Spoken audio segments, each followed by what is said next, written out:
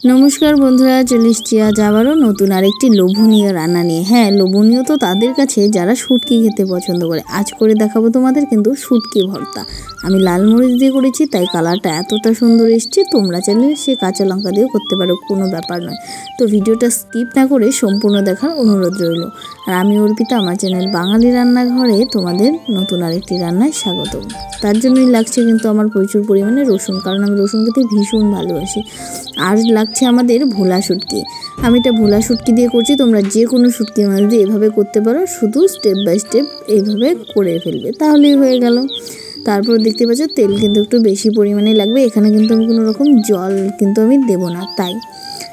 তারপর ভোলা শুটকিগুলো ভালো করে ছোট ছোট পিস করে কেটে নিয়ে ভালো করে ধুয়ে পরিষ্কার করে নিয়েছি। এদিকে দিয়ে দিলাম কড়াতে, দিয়ে নুন হলুদের সাথে কিছুক্ষণ ভেজে নিলাম। তারপর দিয়ে দিলাম অনেকগুলো প্রায় রসুনের কোয়া, দিয়ে হালকা আঁচে অনেকক্ষণ সময় ধরে ভাজতে ভাজতেই দেখবে রসুনগুলো প্রায় অনেকটাই সেদ্ধ হয়ে এসছে। সেই মুহূর্তে দিয়ে দেবো কিন্তু এখানে লঙ্কা বাটা। দেখো, আমি কিন্তু এখানে লাল লঙ্কাই ব্যবহার করছি, তাহলে ভর্তার কালারটা বেশ লোভনীয় আসে।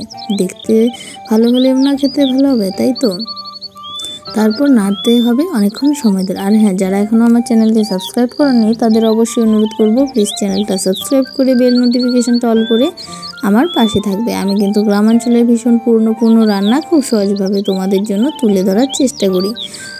তো রান্নাটা দেখতে পাচ্ছ অনেকটাই কিন্তু প্রায় তেল ছেড়ে আসছে।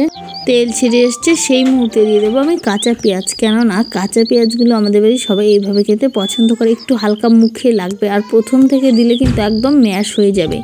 তারপর কাঁচা পেঁয়াজটা দিয়ে আর কিছুক্ষণ কিন্তু নাড়িয়ে চাড়িয়ে নেব। তারপর দেখতেই পাচ্ছ নাড়তে নাড়তে তেলটা একদম ছেড়ে এসছে, আর লঙ্কার যে কাঁচা গন্ধটা সেটাও দূর হয়ে গেছে। তাহলে কিন্তু আমাদের ভর্তা রেডি হয়ে গেল। তো কেমন লেগেছে অবশ্যই কমেন্টে জানাতে ভুলো না। আর পরবর্তী ভিডিও দেখার জন্য অবশ্যই চ্যানেলটা সাবস্ক্রাইব করে পাশে থাকার অনুরোধ রইল।